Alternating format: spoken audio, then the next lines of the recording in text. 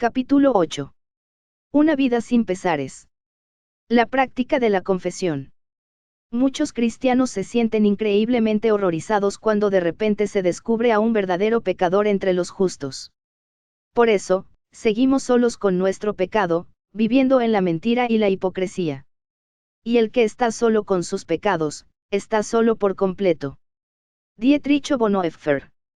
Hace algunos años cambiamos mi viejo escarabajo Volkswagen por nuestro primer mueble nuevo, un sofá de color malva. Tenía un color parecido al Pepto-Bismol, pero como para nosotros representaba una inversión sustancial, pensamos que el malva era lo mejor. El hombre de la mueblería nos advirtió que no lo compráramos cuando supo que teníamos niños pequeños. No les conviene un sofá de color malva, nos aconsejó. Consigan algo que tenga color de tierra. Sin embargo, nosotros teníamos el ingenuo optimismo de los padres jóvenes. Nosotros sabemos manejar a nuestros hijos, le dijimos. Denos el sofá color malva. A partir de aquel momento, todos supimos con claridad la regla más importante de la casa. No sentarse en el sofá malva. No tocar el sofá malva. No jugar alrededor del sofá malva. No comer, ni respirar, ni mirar, ni pensar en el sofá malva. Recuerda el árbol prohibido en el huerto del Edén. En todos los demás asientos te puedes sentar libremente, pero en este sofá, el sofá de color malva, no te puedes sentar, porque el día que te sentares en él, seguramente morirás. Y entonces vino la caída. Un día apareció una mancha en el sofá color malva. Una mancha roja, una mancha de jalea roja. Así que mi esposa, que había escogido el sofá malva y lo adoraba, puso en fila a nuestros 3 hijos frente a él, Laura, de 4 años, Mallory, de 2 y medio y Johnny, de 6 meses. Niños, ¿ven esto?, les preguntó. Es una mancha. Una mancha roja. Una mancha de jalea roja. El hombre de la mueblería dice que no va a salir nunca. ¿Saben cuánto tiempo es nunca, niños?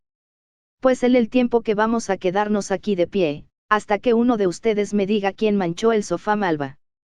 Mallory fue la primera en quebrantarse. Con labios temblorosos y ojos llenos de lágrimas, dijo, fue Laura. Laura lo negó apasionadamente. Después se hizo el silencio, y fue el momento más largo. Nadie dijo una palabra. Yo percibía que los niños no iban a hablar, porque nunca habían visto tan enojada a su madre. Sabía que no lo harían, porque entendían que si hablaban, se pasarían toda la eternidad en la silla de castigo. Y estaba seguro de que no lo harían porque había sido yo quien había hecho la mancha de jalea roja en el sofá malva, y yo sabía que no iba a decir nada. Me imaginaba que podría hallar un lugar seguro donde confesarlo, como un libro que iba a escribir, tal vez. La mancha del pecado. Por supuesto, lo cierto es que todos hemos manchado el sofá. Algunas de las manchas son pequeñas y apenas se notan. Pero hay otras que impregnan todo el tejido de nuestra vida. Son las manchas de las que nos lamentamos en esas altas y frías horas de la noche mientras estamos en cama despiertos, mirando al techo y deseando poder regresar para volver a vivir algunos momentos de manera que las cosas salieran bien esta vez. Tal vez sean las manchas, que si no lamentamos, deberíamos hacerlo, y que lamentaríamos si nuestro corazón estuviera funcionando bien. Todos somos, por imitar el título del libro de Cornelius Plantinga, como no deberíamos ser. La gente habla mucho del pecado. Plantinga lo expresa así. La conciencia de pecado solía ser nuestra sombra. Los cristianos detestaban el pecado, lo temían, huían de él y se lamentaban por él. Entre nuestros abuelos había muchos que se angustiaban por sus pecados. Un hombre que perdía la compostura se preguntaba si aún podría ir a participar de la cena del Señor. Una mujer que durante años envidiaba a su hermana más atractiva e inteligente, se preocupaba de que este pecado pusiera en peligro su propia salvación. En las confesiones en grupo de hoy es difícil saber. El lenguaje más reciente de Sion dice con ternura, confesemos nuestro problema con la dinámica de ajuste en las relaciones humanas, y en especial, nuestra fragilidad en el establecimiento de redes. O bien, me gustaría compartir que necesitamos fijarnos la santidad como un aspecto del crecimiento. En lo que al pecado se refiere, la gente en la actualidad, solo balbucea. Todos vamos a tener que pasarnos algún tiempo libre frente al sofá. Yo creo que hay algo que algunos estamos buscando, y no es un mensaje más que nos asegure que Dios nos perdona gratuitamente. Aunque esto es maravilloso, esa información sola no basta para capacitar a las personas a creer en su experiencia del perdón liberador de Dios. Muchos luchamos con esto, no tanto por la comprensión del mensaje del perdón como con la fuerza de vivir su realidad. La confesión para darnos sanidad. Esta incapacidad para aceptar la realidad del perdón es la razón por la que Dios nos ha dado la práctica de la confesión. Algunas veces la gente se pregunta, si soy cristiano y Dios ya me ha perdonado, ¿por qué tengo que confesar? Esto significa mirar la confesión de una forma errónea. La confesión, en primer lugar, no es algo que Dios quiere que hagamos porque Él lo necesita. Dios no se aferra con fuerza a su misericordia, como si tuviéramos que arrancársela de las manos como la última galleta de un niño. Necesitamos confesar para ser sanados y transformados. La confesión tampoco es un simple procedimiento de contabilidad. Ese pecado estaba en la columna del débito en el libro de la contabilidad de Dios, pero ahora que lo he confesado, ha sido borrado.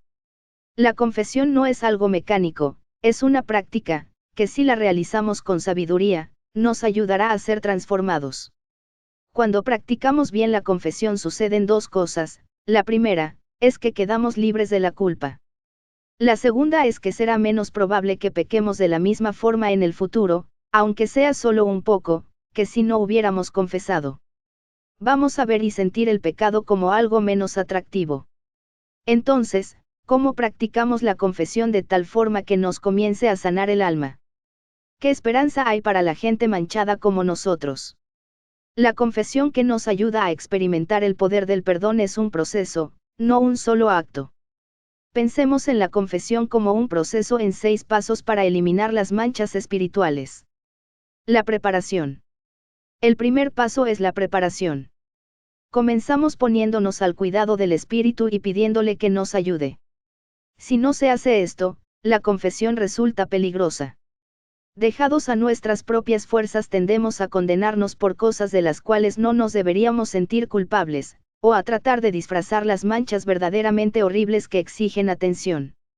Necesitamos ayuda. Clifton Fademen cuenta una maravillosa historia sobre Charles Steinmetz, genial ingeniero eléctrico de la General Electric durante los primeros años del siglo XX. En una ocasión, estando ya retirado, los otros ingenieros de General Electric estaban perplejos ante un desperfecto de un complejo de maquinarias, y por fin le pidieron a él que regresara para ver si podía señalar cuál era el problema. Steinmetz pasó varios minutos caminando alrededor de las maquinarias, después tomó una tiza de bolsillo y marcó con una cruz una pieza determinada de una de ellas. Para asombro de los demás ingenieros, cuando desarmaron esa parte de la maquinaria, resultó ser el lugar exacto donde estaba el desperfecto. Unos cuantos días más tarde, los ingenieros recibieron una factura de Steinmetz por $10,000, cantidad asombrosamente grande en aquellos días. Como les pareció exorbitante, se la devolvieron con la petición de que la explicara en detalle. Después de unos cuantos días recibieron una segunda factura con los detalles. Por hacer una cruz con tiza, $1. Por saber dónde hacerla, $9,999. La parte difícil cuando nos examinamos a nosotros mismos es saber dónde poner la marca. Quien está consciente de sus propios errores, perdóname aquellos de los que no estoy consciente, escribe el salmista. La confesión siempre comienza cuando nos ponemos bajo la protección de Dios, pidiéndole que marque la cruz en el lugar preciso. El examen de sí mismo. El siguiente paso consiste en examinarnos a nosotros mismos. Esto significa tomarnos un tiempo para reflexionar sobre nuestros pensamientos, palabras y obras, y reconocer que hemos pecado. Históricamente, esto ha sido conocido como la oración de examen, en la cual examinamos el estado de nuestra conciencia. Es tan importante, que en muchas épocas se podía dar por sentado que los seguidores de El Camino sabían hacer la oración de examen. Francisco de Sales escribía, en cuanto al examen de conciencia, todo el mundo sabe cómo se hace. Una manera útil de hacer este examen de sí mismo consiste en ir pensando en diversas categorías de pecado. Tal vez la lista que se usa con mayor frecuencia es la de los 7 pecados capitales: orgullo, ira, lujuria, envidia, codicia, pereza y gula. ¿Cuál es nuestra situación con respecto a cada uno de ellos? Martín Lutero usaba los 10 mandamientos como una forma de ayuda para examinar su propia vida. La confesión debe ser específica, concreta y particular. 1. Le mentí a mi jefe y le dije que estaba trabajando cuando no lo estaba, porque no quería meterme en problemas. Puede producir más sinceridad y cambio que 20 variaciones del no he sido lo suficientemente veraz. Este aspecto de la confesión cristiana es el que movió a Bill Wilson a hablar del cuarto de los 12 pasos de los alcohólicos anónimos como un inventario moral sin temores o implacable. En su mismo núcleo, la confesión significa el aceptar una responsabilidad adecuada por lo que hayamos hecho. Eso no es fácil de hacer. Tratamos de deslizarnos para librarnos de hacerlo. Lo que comienza como una confesión, termina muchas veces como una excusa: no quise gritarte, es que estaba pasando un mal día. Confesar significa aceptar el hecho de que nuestra conducta no es consecuencia de una mala educación por parte de los padres, o de unos genes pobres, o de unos hermanos celosos o un desequilibrio químico por haber comido demasiadas barras de chocolate. Tal vez se hallen involucrados algunos de esos factores, o todos. La conducta humana es muy compleja. Pero confesar significa decir que en algún momento de toda aquella mezcla había que tomar una decisión, y que esa decisión la tomamos nosotros, y que no hay necesidad de excusarla, explicarla, o incluso, comprenderla. Lo que hace falta es perdonarla. Hay que borrar todo lo escrito en la pizarra. La percepción. El pecado lleva consigo una cierta miopía moral, por eso distorsiona nuestra capacidad para detectar su presencia. Necesitamos mirar nuestro pecado de una forma nueva, tener de él una comprensión distinta. Todo pecado significa negación. Una de las peores cosas acerca del pecado es que lleva consigo una cierta miopía moral. Por eso distorsiona nuestra capacidad para detectar su presencia. La nueva perspectiva puede ser muy dramática. James McPherson, historiador de la Guerra de Secesión de los Estados Unidos, escribe acerca de un dueño de plantación llamado James Hammond, que fue congresista y gobernador. Además de tener una ambición insaciable y ser un ardiente defensor de la esclavitud, Hammond también alimentaba un voraz apetito sexual. En 1839 compró una esclava de 18 años llamada Sally, y con ella, a su pequeña Louise. Hizo de Sally su concubina y tuvo varios hijos con ella. Después, cuando Louise llegó a los 12 años, la instaló en el antiguo papel de su madre y tuvo varios hijos más. Su carrera política se vio detenida, pero solo de forma temporal, cuando Wade Hamilton, su acaudalado cuñado, lo amenazó con revelar a público que Hammond había estado abusando sexualmente de las 4 hijas de Hamilton, cuyas edades iban de los 13 a los 18 años. Sin embargo, lo más notable de todo son las reflexiones hechas por Hammond en su diario, cuando su esposa lo dejó y cuando una epidemia se llevó la vida de muchos de sus esclavos y parte de su ganado, a los cuales él reunía en la misma categoría. Me aplasta hasta el suelo ver que todo lo mío ha quedado tan destrozado a mi alrededor. Negros, ganado, mulas, cerdos, todo aquello que tiene vida alrededor de mi persona parece estar batallando bajo alguna terrible maldición. Gran Dios, ¿qué he hecho? Nunca ha habido hombre tal maldecido. ¿Qué he hecho o dejado de hacer para merecer este destino? Nadie tiene la más mínima indulgencia conmigo. No hay nada que sea pasado por alto, nada que sea perdonado.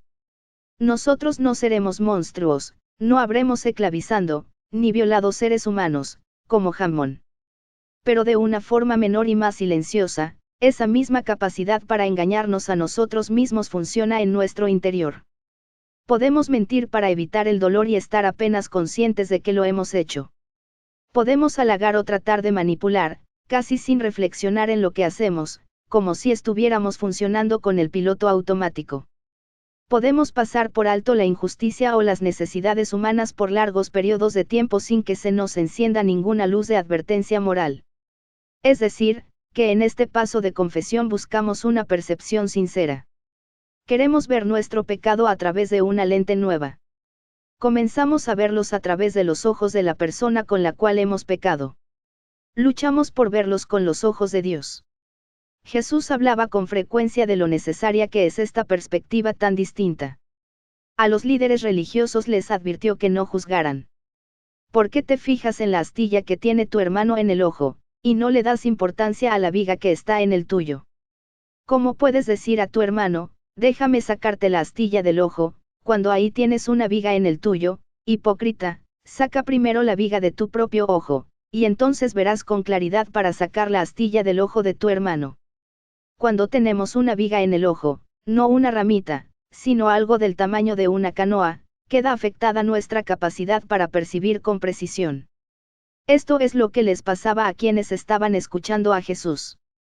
Veían los pecados de las rameras y los tramposos y no querían saber nada de ellos. Estaban orgullosos de su superioridad espiritual. Sin embargo, Jesús los acusó de estar en negación. Necesitaban que les hicieran una queratomía radial en los ojos del alma. Entonces podrían percibir su conducta bajo una nueva luz. Si los seguidores de Jesús tomaban en serio sus palabras dirían, ahora veo la verdad sobre mis acciones. Cuando yo era frío y distante, y me sentía superior a las rameras y los tramposos, no estaba sosteniendo en alto el estandarte de la justicia. Estaba alimentando mi complacencia y mi orgullo. Ni siquiera puedo amar. Esos grandes pecadores, son más amorosos que yo. Son más justos que yo. Dios mío, ayúdame. Tenemos que ver nuestros pecados con ojos nuevos. Necesitamos verlos con los ojos de aquellos contra los cuales hemos pecado. 2 preguntas, ¿qué pasó? ¿Por qué pasó? Hay 2 preguntas en particular que nos ayudan a lograr una percepción nueva. La primera es, ¿por qué hice lo que hice? Tal vez hallemos que mentimos para tratar de escapar a las consecuencias de lo que hicimos. Lo siento, oficial, el velocímetro de mi auto debe estar roto. Estoy seguro de que venía a una velocidad por debajo del límite. Tal vez descubramos que la razón por la cual murmuramos acerca de alguien es que nos sentíamos insignificantes o celosos. Esta pregunta es crítica, porque por lo general el pecado está relacionado con alguna necesidad. En realidad el pecado es un intento por satisfacer una necesidad legítima de una manera ilegítima. Si no nos enfrentamos a esa necesidad de una forma adecuada, iremos derecho al pecado. Tal vez necesitamos aprender a experimentar el amor de Dios de una manera más plena para poder quedar libres de esos mezquinos celos que hacen casi irresistible la murmuración. Tal vez todo lo que necesitemos sea decidir que estamos dispuestos a tolerar un nivel más alto de dolor emocional, con tal de decir la verdad, cuando mentir no nos podría sacar de un apuro. La segunda pregunta es, ¿qué pasó como consecuencia de mi pecado? Hace algún tiempo experimenté el dolor de darme cuenta de que le había mentido a un buen amigo. Eso tuvo varias consecuencias, anduve bajo una nube de culpabilidad, se abrió una silenciosa brecha en nuestra relación porque yo había puesto una barrera de mentira entre los dos, me sentí un poco más inclinado a decir una mentira la siguiente vez, y me hallé evitando a Dios. Cuando reconocí todo esto supe que se lo tenía que confesar a mi amigo. Aún así, me llevó algún tiempo enfrentarme a la vergüenza de identificar lo que había hecho. Sin embargo, cuando vi las consecuencias de mis acciones con tanta sinceridad como pude, sucedió algo maravilloso, descubrí que no quería volver a hacerlo. Hace falta un espíritu paciente y sereno para deshacer los nudos de las motivaciones y consecuencias de nuestro pecado. Ahora bien, ¿qué precio no estaríamos dispuestos a pagar para que nos sacaran una viga de nuestro ojo? Una nueva sensación. Después de la comprensión viene una nueva manera de sentir. La confesión auténtica no se limita a un intercambio de información, también comprende el unirse al dolor de la persona a la que hemos herido y al dolor de Dios por el pecado. La epístola de Santiago dice, acérquense a Dios y Él se acercará a ustedes pecadores, límpiense las manos, y ustedes, los inconstantes, purifiquen su corazón. Reconozcan sus miserias, lloren y lamentense. Que su risa se convierta en llanto, y su alegría en tristeza. Yo solía pensar que esa proclamación era deprimente, cuando en realidad, habla de un gran don. Muchos consejeros espirituales han dicho que cuando comenzamos a orar le debemos pedir a Dios lo que queremos, aunque en la confesión signifique pedir el don de las lágrimas. La contrición es tan útil al alma como lo es el dolor para el cuerpo. Después de haber dicho esto, tenemos que equilibrar esa afirmación con otra: la confesión es un acto de gracia. Solo hay seguridad al confesar cuando se hace dentro del contexto de la gracia. El remordimiento no es garantía de que el arrepentimiento sea genuino, y puede ser sumamente destructivo. Ayuda que sepamos cuáles son nuestras tendencias, si tendemos a castigarnos o a justificarnos para salir del paso. El apóstol Pablo hizo una distinción entre dos clases de dolor. Existe lo que él llamaba arrepentimiento que lleva a salvación, que es una respuesta emocional adecuada al mal que hemos cometido. Nos lleva a buscar la restitución y la reconciliación, nos impulsa a cambiar y a crecer, nos guía hacia la gracia. No es venenoso. El otro tipo de dolor es lo que Pablo llama tristeza del mundo. En lugar de llevar a la vida, produce muerte. Iba saliendo para mi trabajo después de una mañana tensa en mi hogar. Les había peleado a los niños, me sentía presionado por falta de tiempo, y estaba preocupado. Cuando iba saliendo por la puerta, mi hijo Johnny me preguntó si iba a visitar aquel día su clase a la hora en que se invitaba a los padres. Traté de soltarle un no y entonces sentí un tirón muy claro. Algo o alguien me estaba invitando a pensarlo otra vez. Sentí un agudo dolor por mi impaciencia de la mañana y la forma tan innecesaria en que había herido con mi impetuosidad a las personas a las que amo. Pienso que ese dolor era parte del ministerio del Espíritu Santo. Así que les pedí disculpas lo mejor que pude, y le dije a Johnny que sí iría a su escuela. Cuando llegué a la clase de Johnny, observé que los padres de todos los niños estaban allí, con excepción de 2 o 3. A Johnny se le iluminó el rostro. Durante la media hora siguiente estuvo sentado en mi regazo mientras participábamos en las actividades. Cada uno de nosotros debía hacer un dibujo, tarea que no disfruto, porque soy incapaz de trazar una línea recta. Lo peor de todo era que el padre que estaba a mi lado dibujaba como Miguel Ángel. Bosquejó una escena junto al hogar en la que incorporó perspectiva, sombra y claroscuros. «Usa un poco de azul, papá», le dijo su hijo. «No», respondió Miguel Ángel. «Eso desequilibraría mi esquema de colores». La maestra llegó, vio el dibujo de aquel hombre y después llamó a los demás padres para que lo observaran. Señaló el mío como una especie de estudio de contrastes. Entonces sentí otra clase de culpa, la culpa del artista incapaz. Pero era el dolor de ser solo una criatura, no algo que exigiera arrepentimiento. Tenía que hallar otra forma de tratar con mi incapacidad. Así que esperé hasta que el padre que estaba junto a mí no estuviera mirando, y marqué su dibujo con un creyón azul. Entonces sí tuve algo que confesar. Miré el dibujo de Johnny: nubes, nieve, un árbol y algo que se parecía al dinosaurio Barney con rostro humano. Debajo, mi hijo había escrito: «Me siento agradecido por Dios, por mi papá y por la nieve». Me sentí muy bien por el orden en que estaban escritas aquellas cosas. Cuando era hora de que se fueran los padres, Johnny se asió de mí y me dijo: «No puedo dejar que te vayas». Me fui, pero durante un instante me quedé junto a la puerta mirando a mi hijo. Me pareció que habían pasado unos pocos años desde que yo mismo estaba en el primer grado. Ahora allí estaba él. Ahora era el día de mi hijo. Ese era su pequeño mundo, su pequeño pavo en la parte superior de la pizarra, su pequeño pupitre, sus delgados deditos agarrando con decisión el lápiz, su aprendizaje de las letras. Y en un tiempo que solo parecerá de unos cuantos días más, él será el que se hallará de pie junto a la puerta, y su pequeño será el que estará sentado en el pupitre. Y si no hubiera venido, musité, y si él se hubiera tenido que sentar ahí solo mientras los demás niños estaban rodeados por sus padres, ¿por cuánto tiempo voy a llevar en el corazón esa imagen que dice: «Me siento agradecido por Dios, por mi padre y por la nieve»? Aquella pequeña punzada de dolor que me llamaba a pensar de nuevo, a tomar una decisión distinta, es lo que la Iglesia conoce como el poder de convicción del Espíritu Santo. Todos lo podemos experimentar. Es el susurro que nos toca para decirnos: «Has dicho unas palabras amargas que han herido a alguien. Tienes que regresar para arreglar las cosas. Hiciste trampa en tu declaración de impuestos. Tienes que restituir». Un experto en economía que trabaja con clientela evangélica calcula que el 50% de sus clientes hace trampa en sus declaraciones de impuestos. Hablaste con engaño.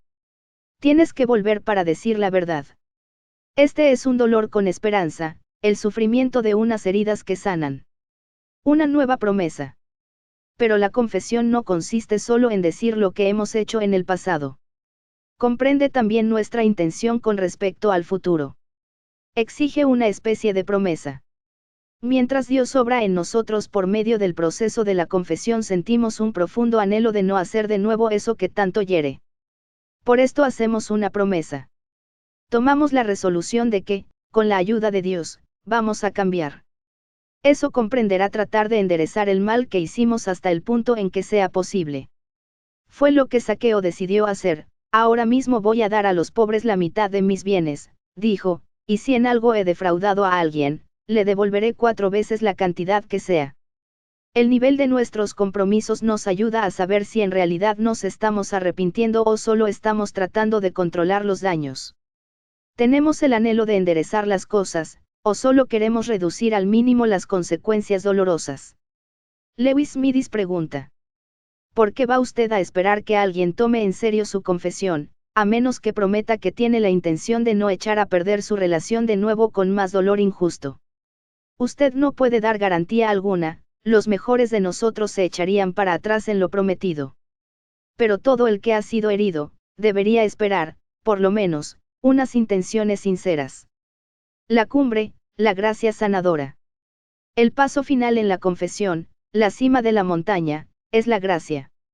No se trata solo de la idea de la gracia, sino de la gracia como realidad en la cual somos sumergidos, que nos da vida.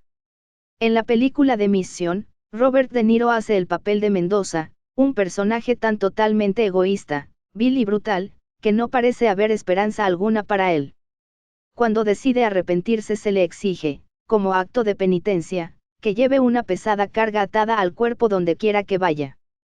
Por medio de su tribulación comienza a ver distinta la vida, y descubre que todo aquello alrededor de lo cual ha edificado su vida, en realidad ha sido una carga, tanto para él como para las personas a las que les ha hecho daño. Así llega a ver su propia impotencia y dependencia.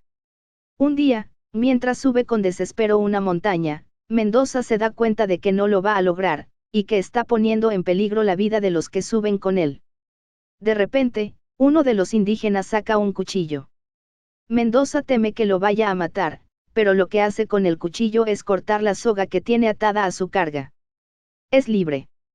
Va a vivir. La carga ha cumplido su labor. La entrega de esa carga fue un acto de gracia. Causó dolor y dificultades, pero fue gracia de todas maneras.